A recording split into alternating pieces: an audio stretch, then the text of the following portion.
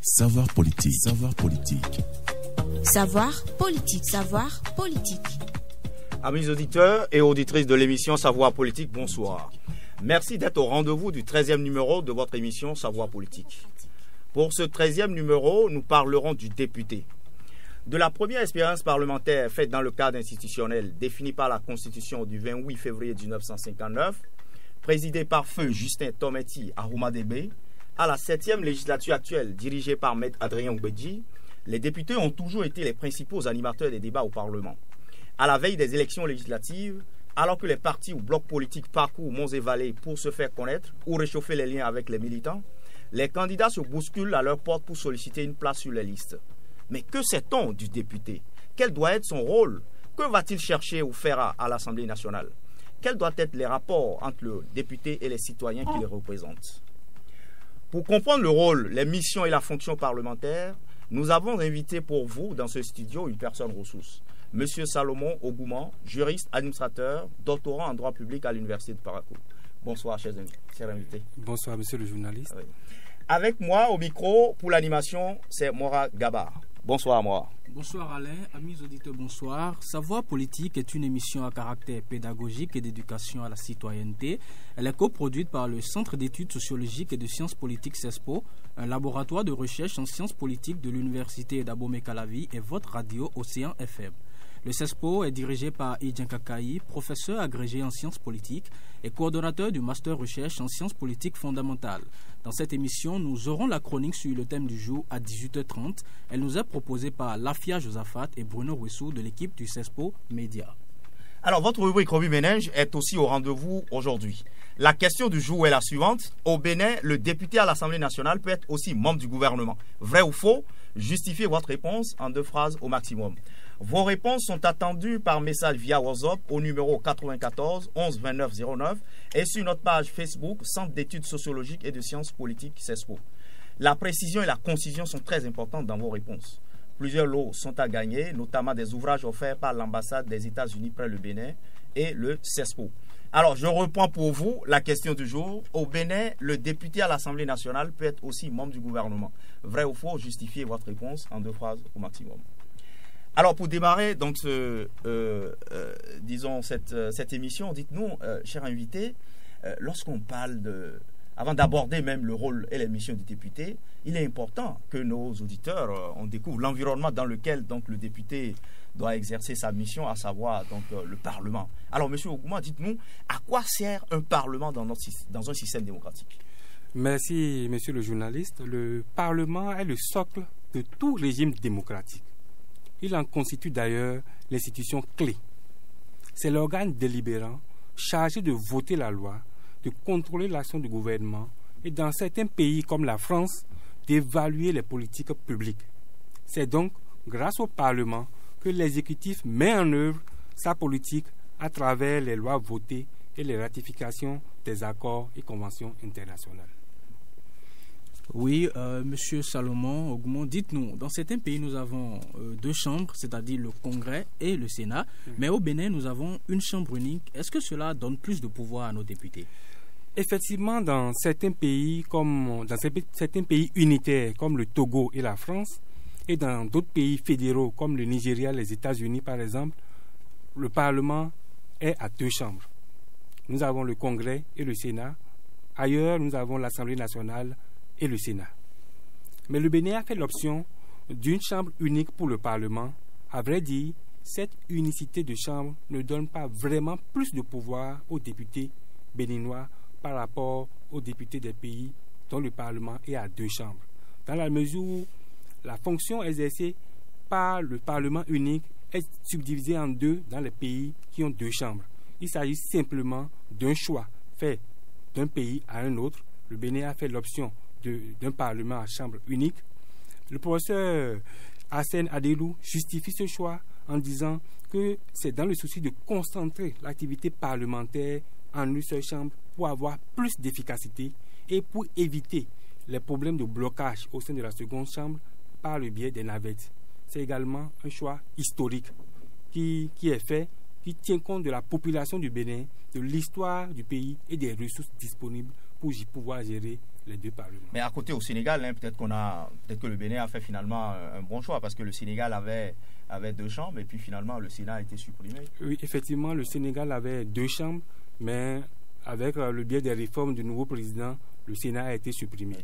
Le Togo a 2 chambres, mais dites-vous, depuis 1992, la seconde chambre n'a jamais été installée. Cette fois-ci, il est prévu l'organisation des élections municipales pour pouvoir mettre en place le Sénat. Okay. Alors, dites-nous, quand on revient au Bénin, au niveau de notre Parlement, aujourd'hui, le Parlement compte 83 députés, mais au départ, il n'était que 64 à la première mandature. Pourquoi, à un moment donné, on a senti le besoin d'augmenter le nombre à 83 ? Oui, c'est vrai. Le Parlement béninois compte aujourd'hui 83 députés et pour un découpage du pays en 24 circonscriptions électorales. Mais la première législature, le Parlement était constitué, comme vous l'avez souligné tout à l'heure, de 64 députés pour des circonscriptions électorales qui étaient réduites au département d'alors. Cette augmentation se justifie par la taille de la population et la prise en compte du découpage administratif avec les 77 communes, ce qui permet d'avoir aujourd'hui 24 circonscriptions électorales pour 83 députés. Mais à vrai dire, ce découpage politique en circonscription électorale est à repenser. Pourquoi ? La population connaît une forte augmentation d'année en année, et ceci dans chacune de nos communes. Okay. Et 83 députés pour une population estimée aujourd'hui à fin 2018 à 11 362 269 habitants, selon les chiffres de l'INSAE. Il y a franchement un grand déséquilibre dans la représentation. Mais c'est aussi une question de ressources. On a certains pays qui pensent à encore réduire le nombre parce que il faut tenir compte aussi des ressources, ou bien, monsieur? Oui, c'est vrai qu'il faut tenir compte des ressources, mais il faut que la représentation soit dans une certaine mesure proportionnelle par rapport à la taille, à l'évolution de la population. Par rapport au Togo à côté, nous avons 99 députés, mais vous ne me direz pas que la taille de la population du Bénin serait comparable à celle du Togo. Non, mais il faut que le Bénin, à un certain moment, nos dirigeants arrivent à prendre une décision politique pour repenser la taille de nos circonscriptions et le nombre de circonscriptions par rapport au nombre de députés. Okay. Voilà, nous évoluons toujours dans cette émission. Là, nous abordons bien sûr le rôle et la mission du député. Selon l'article 119 de la Constitution du 11 décembre 1990, il est dit que le député est l'élu de la nation. Cela signifie quoi? Oui, le député est l'élu de la nation. Il faut noter que les élections législatives se font par circonscription électorale. Ça veut dire que le député est élu dans une circonscription électorale. Mais une fois élu, il ne saurait représenter cette circonscription électorale. Il est l'élu de la nation. Ce qui signifie qu'il ne peut pas prendre des propositions de loi, défendre des idées, des intérêts de sa circonscription électorale uniquement au sein du Parlement. L'intérêt général aidant, il doit pouvoir défendre, faire des propositions pour toute la nation. C'est en cela qu'il représente toute la nation et ne saurait représenter une circonscription électorale ni défendre des intérêts particuliers ou des intérêts individuels. Mais est-ce que dans la réalité, c'est ce qui se passe réellement? Oui, dans la réalité, c'est ce qui se passe réellement dans la mesure où on n'a encore jamais eu de loi uniquement pour les populations d'une région que je peux surnommer la région de Zoulou. Il n'y a jamais eu de loi pour une région particulière du pays. Les lois sont votées, élaborées, ils ont eu une portée générale. Il n'y a jamais eu de loi particulière par rapport à une région ou à des individus de façon identifiée, ciblée.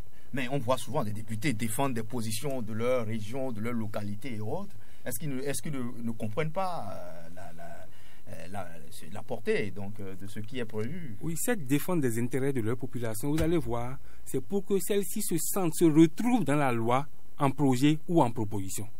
Ils ne voudraient pas que la loi, une fois votée, que leur région se sente marginalisée. Ça veut dire que c'est les intérêts individuels de chacun qui se retrouvent en intérêt général que la loi prend en compte. Une fois la loi votée au premier, vous n'allez jamais voir des intérêts subdivisés de telle région à telle région, jamais. La loi a toujours une portée générale. Okay. Alors, dites-nous, venons-en concrètement. Et quand on prend un député au Parlement, oui. Alors il sert à quoi? On les voit souvent à l'occasion donc des plénières et autres, mais quand ils vont, c'est juste pour s'asseoir et voter des lois, ou bien c'est quoi son rôle concrètement, le député? Le député, selon la Constitution, a 2 missions fondamentales. selon l'article 79 alinéa 2, il exerce le pouvoir législatif et contrôle l'action du gouvernement. Nous allons plus loin, l'article 96 précise également qu'il vote la loi et consent l'impôt. Ce sont les missions que la Constitution a dévolues aux députés. Ailleurs, comme je l'avais rappelé tantôt, comme en France, le rôle du député va également un peu plus loin. Il exerce les missions d'évaluation des politiques publiques. Le député essaie de voir si les politiques mises en place par le gouvernement, appliquées par le gouvernement, arrivent à satisfaire les attentes de nos populations. Et faire des observations. Ok, à l'occasion du vote budget ou du vote de la loi de règlement, est-ce que les députés ici au Bénin, est-ce qu'ils n'exercent pas aussi cette fonction d'évaluation? Parce que la loi de règlement, ça permet quand même de voir si, par rapport donc, aux ressources, si effectivement les projets, les programmes ont été bien exécutés. Oui, effectivement, mais vous devez savoir que le Bénin a eu une grande difficulté par rapport aux lois de règlement qui sont votées 5-10 ans après que c'est l'exécution de ce budget. Si les lois de règlement s'effectuent année par année, on aurait une évaluation concrète, substantielle qu'on pourrait évaluer. Mais ce retard est en train d'être rattrapé aujourd'hui, où nous aurons d'ici là les lois de règlement qui seront effectuées juste après l'exécution d'un budget. Ok, mais lorsque nous prenons ce rôle-là du député qui est le vote donc des lois, comment est-ce que les députés s'organisent pour exercer donc ce mandat de vote des lois? Comment les députés s'organisent? Le vote des lois s'effectue, comme vous le savez, en session plénière à l'Assemblée nationale. Après l'adoption du rapport de la commission chargée de l'étude du projet ou de la proposition de loi, les députés votent la loi, d'abord article par article, avant de finalement voter le texte dans son entier. Chaque député, à la fin du vote, avant son vote ou après, selon l'organisation mise en place, peut expliquer pourquoi il a fait ce vote. Okay. Si je suis contre la loi, je dois pouvoir apporter des arguments, défendre, montrer les failles de la loi qui ne me permettent pas de dire oui. Si j'ai voté oui, je dois pouvoir apporter des arguments essentiels pour justifier mon choix. En pratique également, il faut reconnaître que ces discussions se font en grande majorité au sein des groupes parlementaires, où les groupes essaient d'orienter le vote de chacun des députés au sein du groupe, de dire voilà l'option que nous voulons choisir. S'ils ont des amendements, ils le font et les voix autorisées le porteront en plénière. Donc en pratique, c'est de cette manière que s'effectue le vote à la plénière de l'Assemblée nationale. Donc on comprend qu'il y a un travail en amont qui se fait avant que la séance plénière... Mais bien avant la séance, il y a les travaux qui se font en commission, la commission des lois. Donc le député, il travaille lorsqu'il n'est pas en séance plénière, parce que pour beaucoup, quand on ne les voit pas, on pense que bon... il travaille énormément. D'accord, on l'a compris. Oui. Alors l'initiative des lois appartient aux députés à travers des propositions de loi et au gouvernement à travers des projets de loi. Mais on dit de nos députés qu'ils sont paresseux parce qu'ils ne produisent pas la loi. Est-ce que c'est vrai? Parce que ailleurs, on voit des députés et puis les lois proposées même portent leur nom et tout ça. Mais dans notre pays, on a le sentiment que nos députés, ils ne produisent pas les lois. Oui, c'est souvent l'influence de l'exécutif sur le Parlement. Mais cette influence ne saurait empêcher les députés de faire des propositions de loi. Imaginez qu'un député élu ne retourne plus au niveau de sa base, de sa circonscription. Il est important que le député aille à la base, prendre les préoccupations des populations qu'il peut pouvoir mettre en des lois et soumettre au Parlement comme des propositions de loi. Mais si le député se déconnecte de sa population, quel projet, quelle attente le peuple a? Quels sont les besoins, les préoccupations urgentes des populations qu'on pourrait mettre en loi? Il est déconnecté. Donc il n'a aucune intelligence pour pouvoir faire des propositions utiles. Par rapport à ça, il est obligé d'attendre les projets de loi du gouvernement et de les voter, de les examiner ou de faire des amendements quand il y a amendement. Parce qu'on a des députés qui ont fait 2, 3, 4 législatures comme ça et qui partent sans trace, sans avoir proposé une loi et tout ça. Est-ce normal de votre point de vue? Bon, c'est pas un impératif. Le député n'est pas obligé de faire une proposition, mais c'est quand même son rôle. C'est son rôle. Mais la Constitution a prévu que les lois et l'Assemblée et l'exécutif font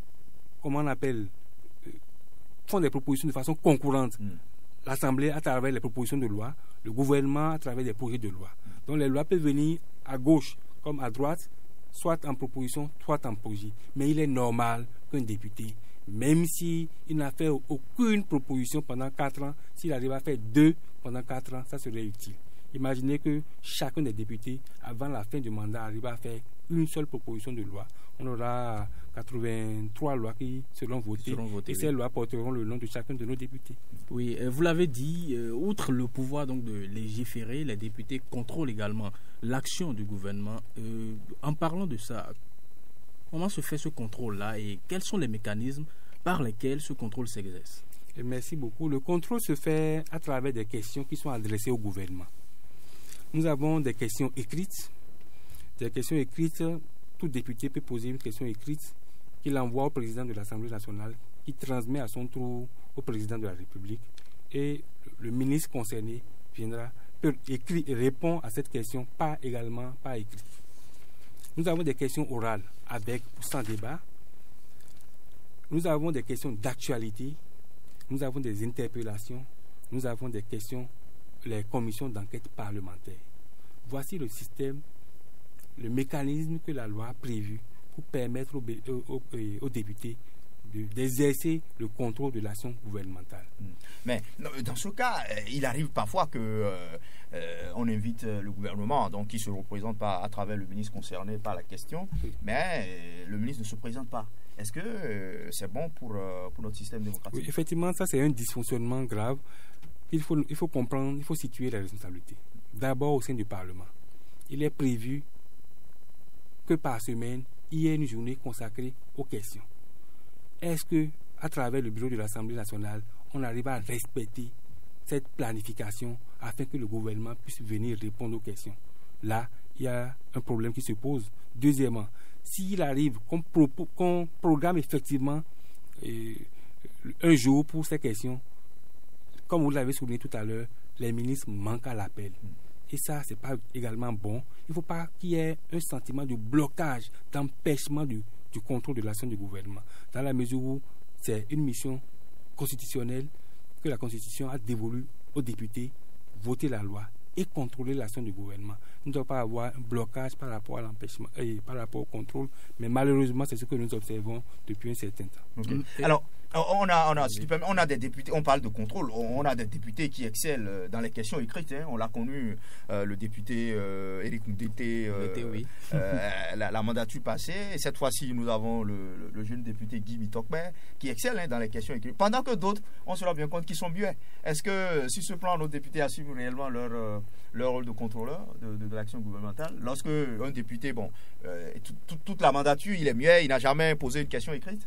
Effectivement, la plupart des députés au Parlement ont tout simplement abandonné leur mission de contrôle de l'action du gouvernement.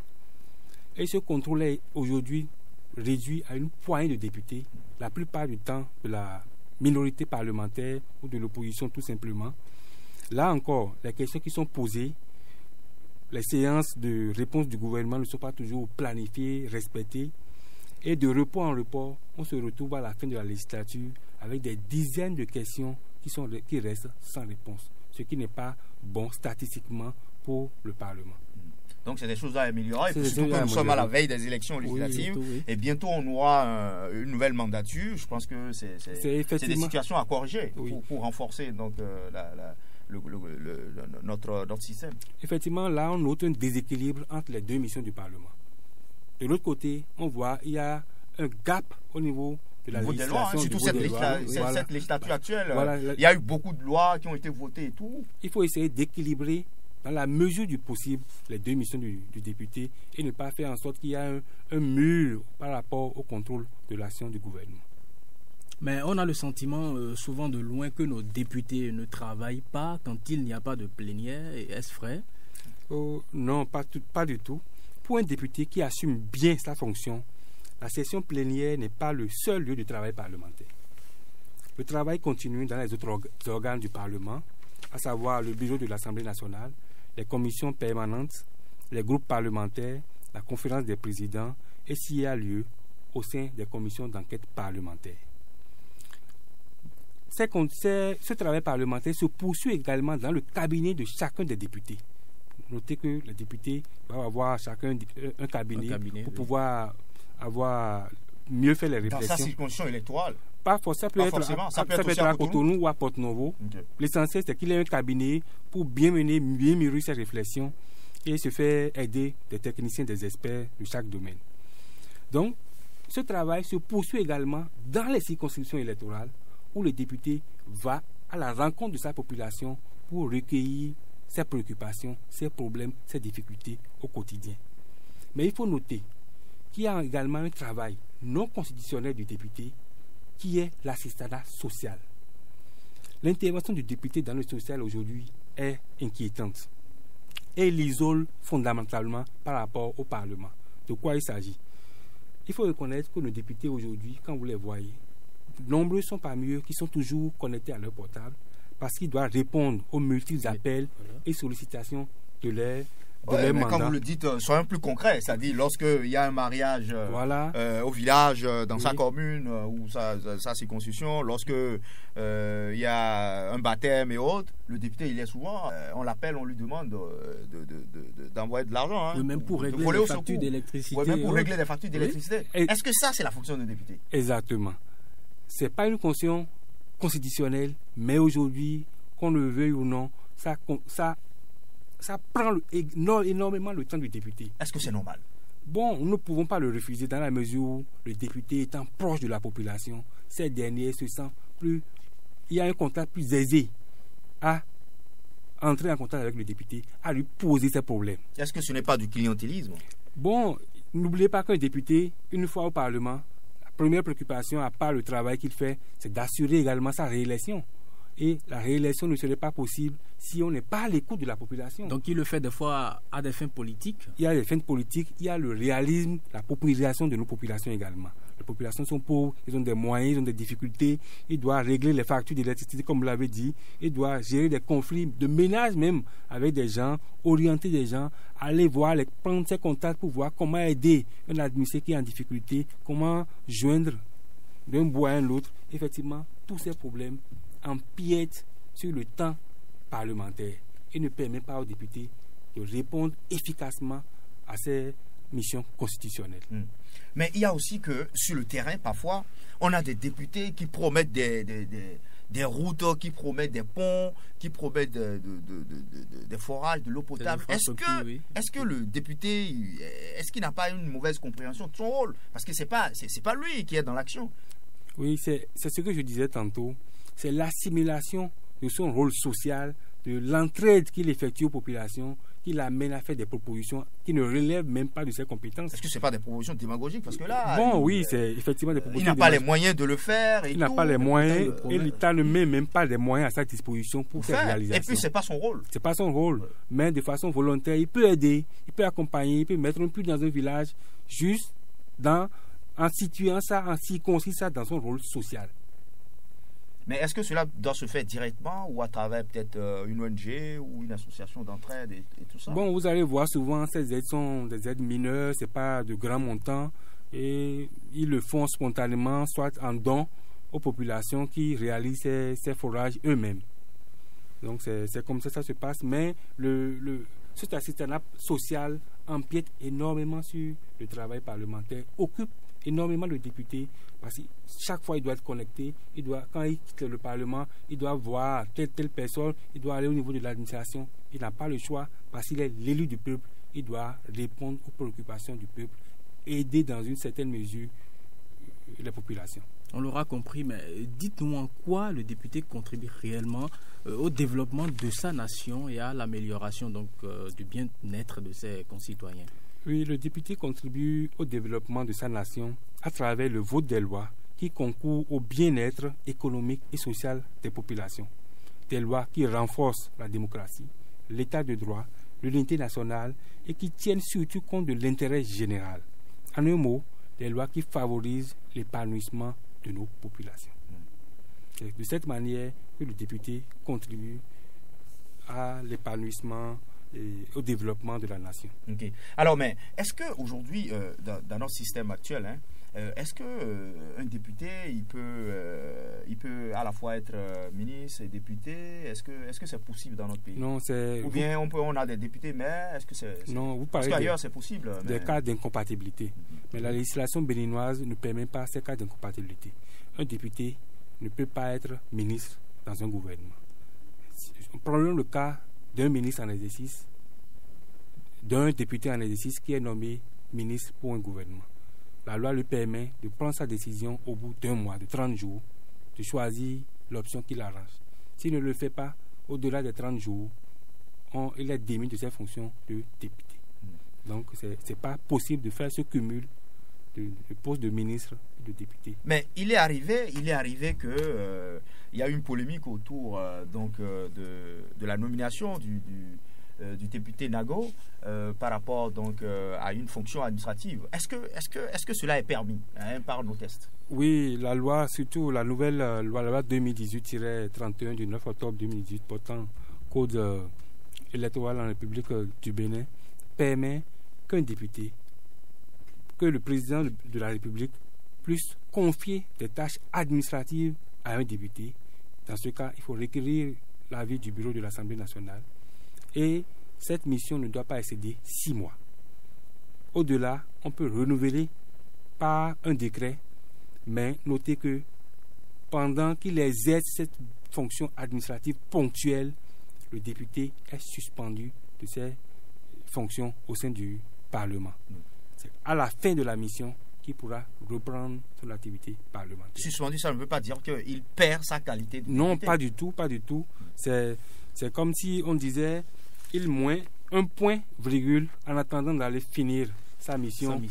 Et une fois la mission terminée, il revient pour continuer son activité au sein du Parlement. Donc c'est bien clair, actuellement la législation, aujourd'hui, nos tests l'ont prévu et c'est possible. Oui, je vous renvoie à l'article 256 du Code pour pouvoir mieux comprendre. Je peux vous lire un extrait si c'est le temps nous permet. Allez-y. Sont exceptées des dispositions de l'article 254 les personnes chargées par le chef de l'État de missions administratives temporaires avec l'accord du bureau de l'Assemblée nationale. Le cumul du mandat du député et de la mission ne peut excéder 6 mois. À l'expiration de ce délai, la mission cesse d'être temporaire et est régie par les dispositions de l'article 254 à moins qu'elle n'ait été renouvelée par décret pris en Conseil des ministres pour une nouvelle période de 6 mois sans que la durée totale de la mission puisse excéder 12 mois. En tout état de cause, l'exercice du mandat de député est suspendu pendant la durée de la mission. Il reprend à l'expiration de celle-ci. Voilà ce que la loi a prévu en cette matière. Donc, dans l'un ou dans l'autre, vous devez constater que le cumul n'est pas possible. N'est pas possible, c'est le principe. Oui. Alors, amis auditeurs, nous vous rappelons que pour la question du jour, elle est la suivante. Au Bénin, le député à l'Assemblée nationale peut être aussi membre du gouvernement. Vrai ou faux? Justifiez votre réponse en 2 phrases au maximum. Oui. Vos réponses sont attendues par message via WhatsApp au numéro 94 11 29 09 et sur la page Facebook du CESPO, à savoir Centre d'études sociologiques et de sciences politiques CESPO. La précision et la concision sont très importantes dans vos réponses. Plusieurs lois gagnées, alors allez-y et répondez. Alors, nous allons faire un tour au niveau de la régie pour suivre donc la chronique sur le thème du jour. Elle nous a été proposée par Lafia Josaphat et Bruno Wessou de l'équipe CESPO Média. Savoir politique, savoir politique. Au sens commun, le Parlement est une assemblée élue et qui représente le peuple dans les États démocratiques. Pour Hans Kelsen, c'est le destin de la démocratie. Autrement, la vitalité de cette dernière en dépend. Au Bénin, le Parlement est constitué par une assemblée unique dite Assemblée nationale dont les membres portent le titre de député. Ils exercent le pouvoir législatif et contrôlent l'action du gouvernement. Ce sont en ces termes que la Constitution de la République du Bénin du 11 décembre 1990, en son article 79, définit le député et caractérise son pouvoir. Parler donc du député emmène successivement à évoquer son élection, la fonction de parlementaire, les moyens d'exercice de son pouvoir et les pratiques parlementaires au Bénin. Le mode de désignation du député varie en fonction des États. C'est donc la loi qui définit les conditions d'éligibilité le nombre de députés à élire et organise l'exercice de son pouvoir. Les députés sont élus au Bénin au suffrage universel direct. La durée du mandat est de 4 ans. Ils sont rééligibles. Chaque député est le représentant de la nation tout entière et tout mandat impératif est nul. À ce titre, le député béninois est représentatif au même titre que le président de la République. Il jouit d'une immunité parlementaire dans l'exercice de ses fonctions, sauf en cas de flagrant délit. La Cour constitutionnelle statue souverainement sur la validité de l'élection des députés. Depuis 1991, les élections législatives sont régulièrement organisées et en avril prochain, le peuple béninois élira la 8e mandature de son Parlement à l'ère du renouveau démocratique. En droit constitutionnel, le Parlement est investi d'une triple fonction, à savoir l'adoption du budget, l'élaboration des lois et le contrôle de l'action de l'exécutif. Dans ce sens, le politiste béninois Prof. Hygien Kakaï qualifie l'institution parlementaire de forum politique grâce auquel les intérêts des citoyens sont entendus et débattus.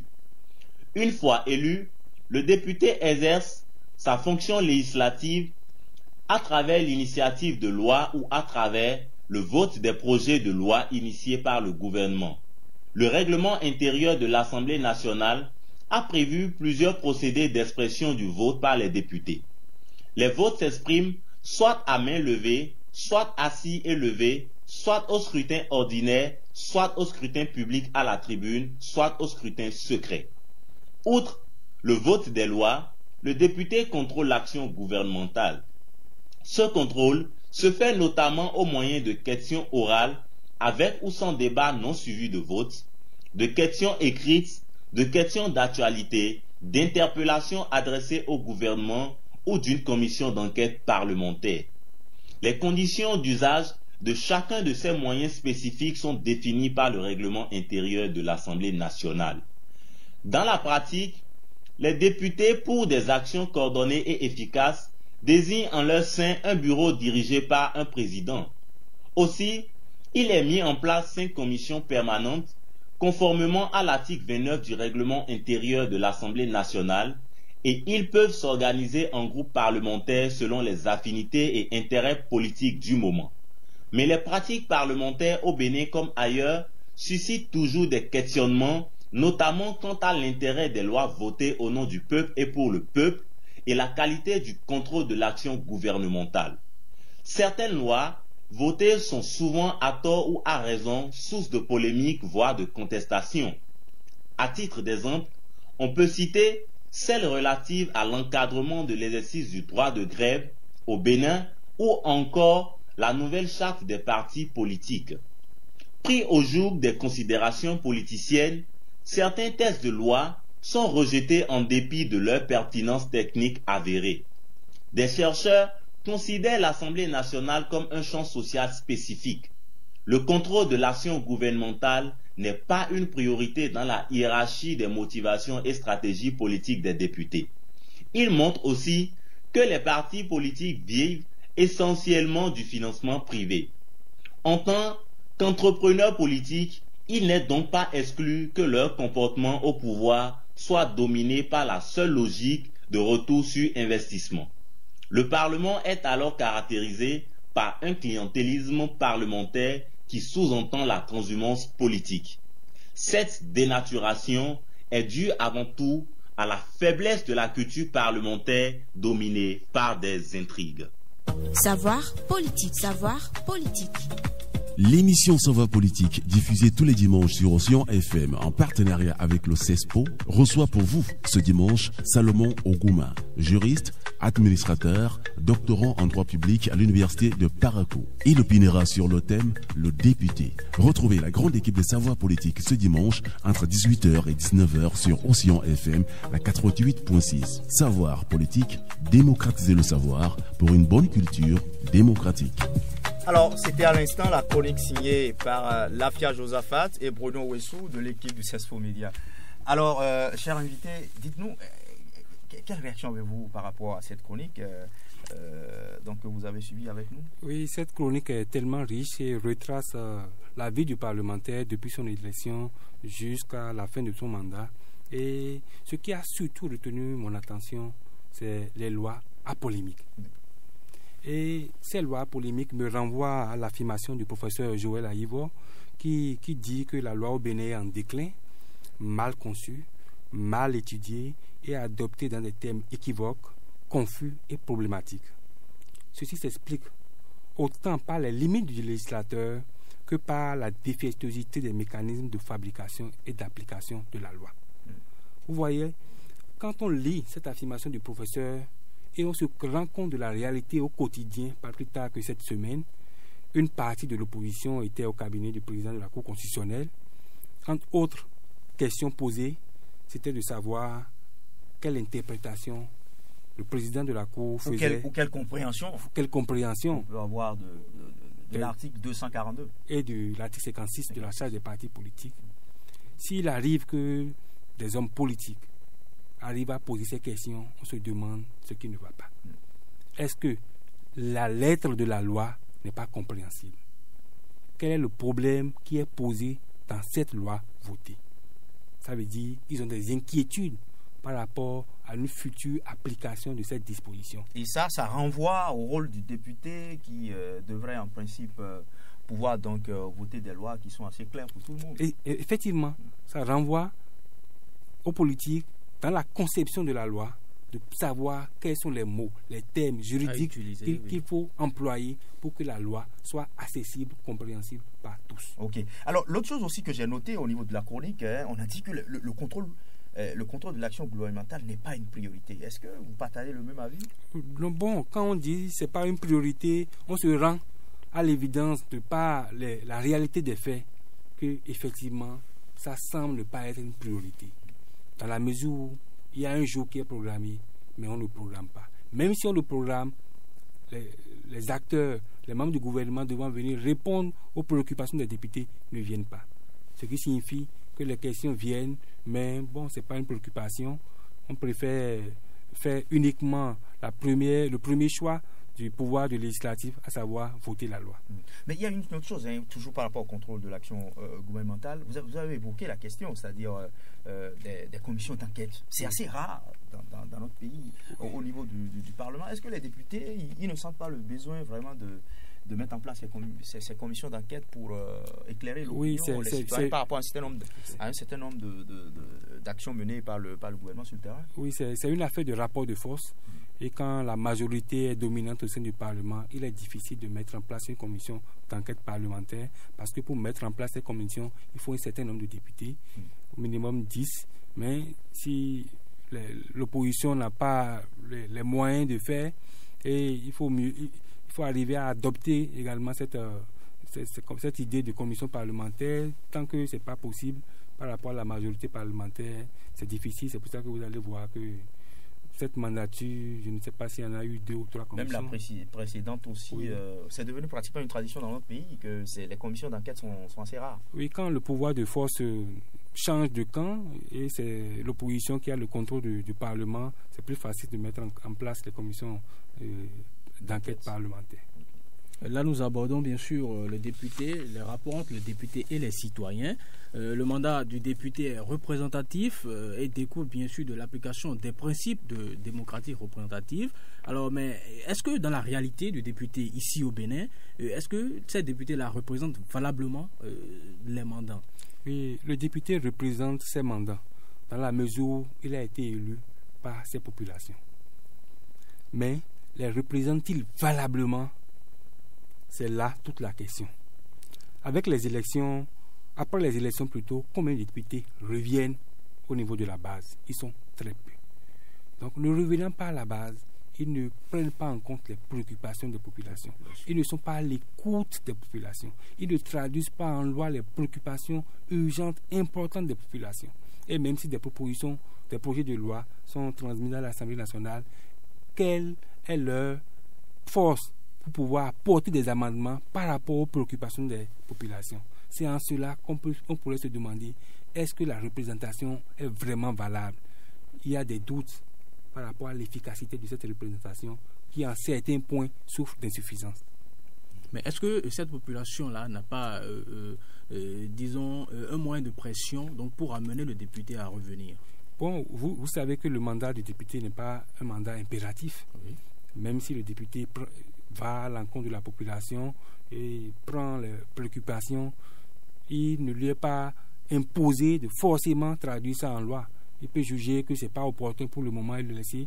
Mais le seul moyen pour les populations, c'est d'attendre le moment des élections, soit pour sanctionner ou reconduire le député. Okay. Vous venez de le dire, hein, on sent souvent une déconnexion entre le député et les citoyens. Juste après les élections, alors, et les électeurs se plaignent souvent de ne pas voir leur député qu'à la veille des élections. Oui. Quels sont les mécanismes, par exemple, à travers lesquels le député, par exemple, peut garder le contact avec sa base, avec ses militants? Comment il peut mettre en... Est-ce qu'il y a quels sont un dispositif qu'il peut mettre en place pour qu'effectivement il puisse recueillir les propositions, aspirations, et même dans le cadre donc, du processus du vote de la loi? Oui, c'est en cela qu'il importe pour tout député d'avoir un cabinet. D'avoir un cabinet, d'avoir des gens qui soient à sa disposition pour l'aider, pour l'accompagner à recueillir les préoccupations des populations. Et le cabinet serait seulement un cabinet en ville ou à Porto-Novo, au siège du Parlement. Il doit avoir également un cabinet dans sa circonscription pour être au contact des populations. Mais est-ce que le député a les moyens de faire fonctionner un tel cabinet dans le pays? C'est là encore une préoccupation. Combien gagne le député pour pouvoir faire fonctionner tout ce système? Ceux qui gagnent ne leur permet pas d'avoir deux cabinets, c'est impossible. Mais dans l'opinion, on se dit que le député il gagne beaucoup d'argent. Hein? Non, par rapport aux fonctionnaires moyens, est-ce que donc pour vous c'est insuffisant ce que gagne le député dans le pays? Par rapport aux attentes, aux préoccupations, au développement de nos cités, ce que gagne le député aujourd'hui ne lui permet pas de répondre aux préoccupations, aux aspirations profondes de nos populations. Mais avec le peu là, on n'est pas satisfait de leur travail et puis là il faut leur augmenter encore. Oui, c'est vrai qu'avec le peu, ils font ce qu'ils peuvent avec le peu.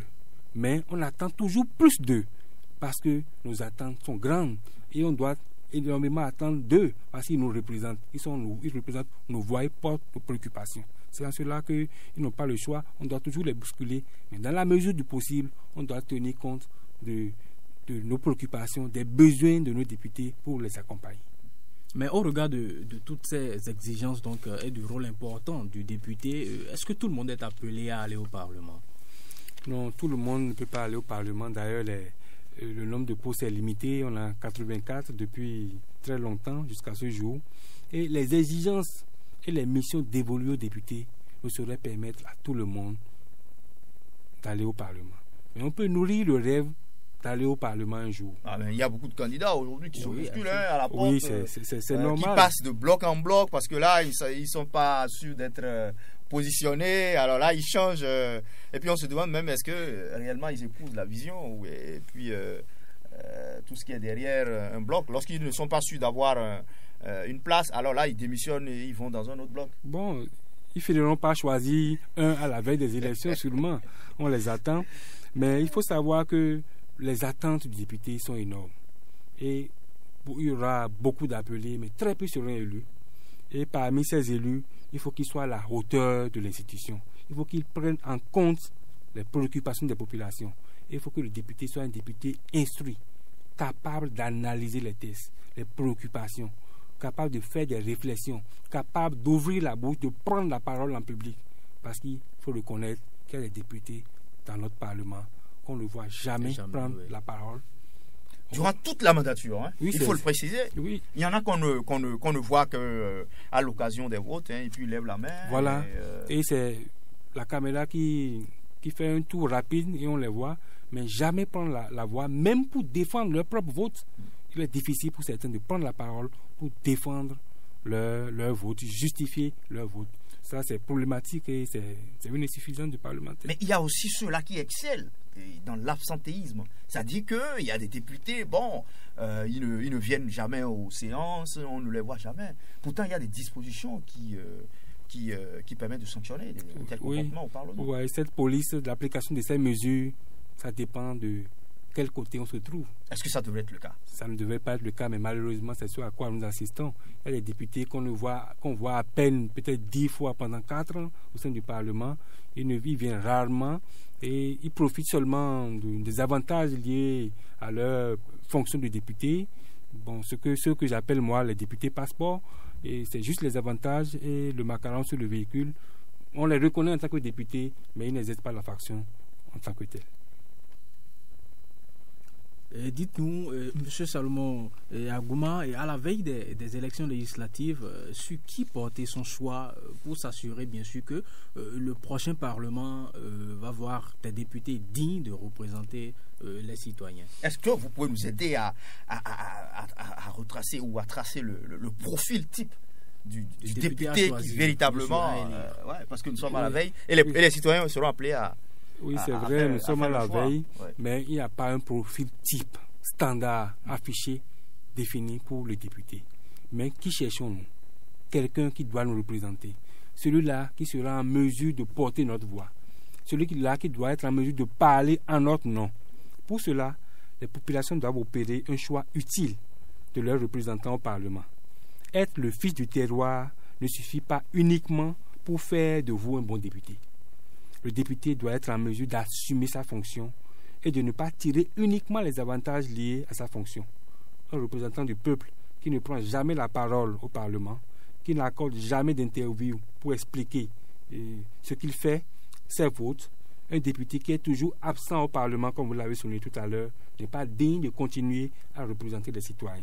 Car c'est lui qui porte la voix du peuple et on ne saurait être invisible pendant 4 ans et dire qu'on est représentant du peuple. Donc le député doit être un homme exemplaire qui sache qu'est-ce qu'il va faire au Parlement, quel est l'idéal, quel est son projet en tant que député une fois élu. Donc ça veut dire qu'actuellement, à l'heure où ces candidats et autres là vont au contact des militants et autres pour demander leur vote et autres, la campagne va s'ouvrir. Ça veut dire que les citoyens doivent demander à ces candidats-là quel est leur projet. Voilà. Quel est votre projet par rapport à nous? Pendant les 4 ans, que comptez-vous faire? En termes de vote de loi, pas en termes de construction de route? Non, pas du tout, parce que le député aussi doit avoir son projet.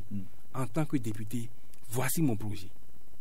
J'ai constaté que non seulement dans notre circonscription, mais ailleurs dans le pays, il y a telle préoccupation qui constitue vos préoccupations. Quand je serai au Parlement, j'entends initier une proposition de loi sur tel sujet. Là, ça pour répondre à vos attentes. Le député doit avoir son projet politique. S'il n'a pas le projet politique et c'est seulement sa personne qu'on vend, c'est pas bon. Parce qu'il y a toujours quelque chose à faire pour nos populations. Il y a toujours des lois à initier pour corriger des faits, des comportements.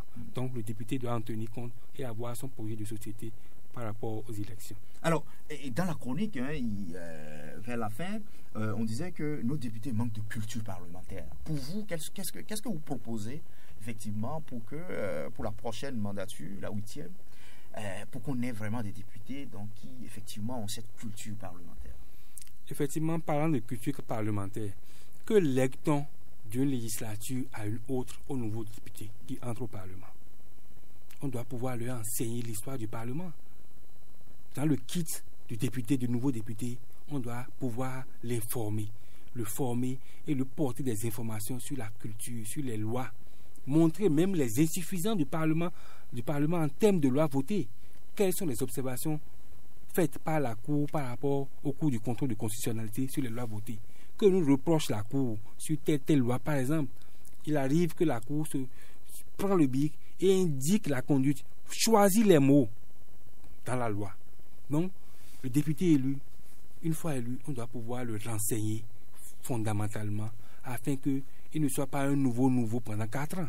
Il faut qu'à un moment donné, un député soit un député responsable, capable d'affronter les défis du Parlement, capable d'affronter les défis du monde moderne, capable de soutenir la démocratie et l'état de droit. Oui.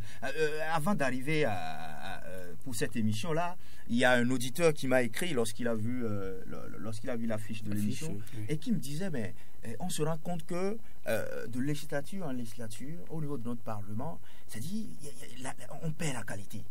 Et il m'a rappelé cette législature de Théo Eduré, de Sakakina, Gézéré et tout ça.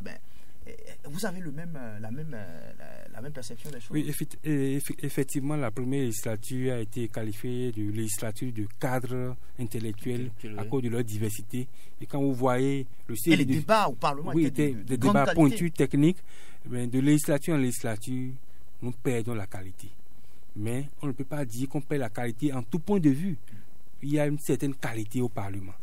Mais si la qualité est moindre, le débat en souffre. Des gens refusent de prendre la parole. C'est pour ça que celui qui doit nous représenter, on doit savoir qu'est-ce qu'il est, qu'est-ce qu'il peut faire pour nous. Il ne suffit pas simplement d'avoir les moyens pour être député, mais il faut vraiment assumer sa fonction. Seuls les moyens ne suffisent pas pour assumer les fonctions de député, parce que être député, ça consomme, ça épuise énormément. On est au four, au moulin. Donc on a besoin d'énergie. On a besoin d'énergie. C'est pour ça que mes réflexions me portent à croire le fait que la loi, la Constitution est prévue, qu'on peut être rééligible de façon indéterminée, pose problème pour moi. Ah oui? J'aurais préféré, par exemple, qu'on dit on peut être rééligible jusqu'à l'âge de 75 ans. Ou 2 ou 3 fois, après 2-3 mandatures. Bon, on peut dire rééligible jusqu'à 75 ans. C'est une limite.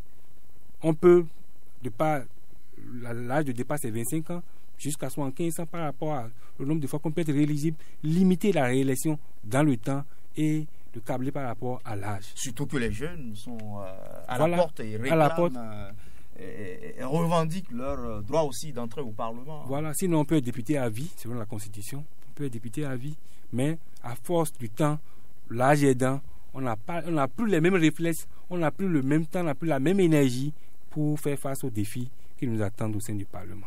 C'est une réflexion personnelle, mais je pense qu'on peut continuer les réflexions par rapport à ça. Alors donc, pour cette 8e législature-là, donc, nous sommes à la veille de la prochaine législature. Alors, quelles sont vos propositions pour qu'effectivement, on ait des députés donc, qui sont vraiment à même de jouer vraiment leur rôle, leur mission telle qu'on l'a définie, et qu'on ait un Parlement véritablement qui ait à cœur donc, les problèmes donc, des citoyens béninois et autres? Vous savez, la Constitution du Bénin et les lois qui organisent les élections ne permettent pas aux indépendants au Bénin d'être candidats. Donc les législatives constituent une chasse gardée des partis politiques. C'est uniquement les partis politiques qui peuvent présenter des candidats. Donc malgré les propositions que nous ferons, il reviendra au sein des partis politiques de chercher la qualité dans le positionnement des candidats aux élections législatives, d'ouvrir leurs portes pour la jeunesse, afin que, par le biais de l'expérience acquise, cette jeunesse soit outillée pour affronter les défis du monde moderne et démocratique. Pour les femmes aussi. On l'aura bien compris. Merci. Alors, chers auditeurs, c'est ainsi que prend fin ce premier épisode de cette émission en 52 minutes avec notre invité Salomon Ogouman. Nous avons parlé du député et de son rôle dans le Parlement. Avec lui, nous avons compris que le député contribue à travers le vote des lois et le contrôle de l'action gouvernementale à l'amélioration du bien-être de ses concitoyens. C'est pourquoi il soutient qu'il est important, à l'occasion des prochaines élections législatives, que chaque citoyen porte son choix sur des candidats capables de bien jouer ce rôle. Prenez le rendez-vous du prochain numéro dans 15 jours. Ce sera le dimanche 10 février avec pour thème le droit électoral. N'oubliez surtout pas de rattraper les anciennes éditions de l'émission sur la chaîne YouTube du CESPO en tapant CESPO Média. À l'animation de ce jour, Alain Tosnon et moi Gaba. D'ici là, portez-vous bien. Bonsoir chez vous.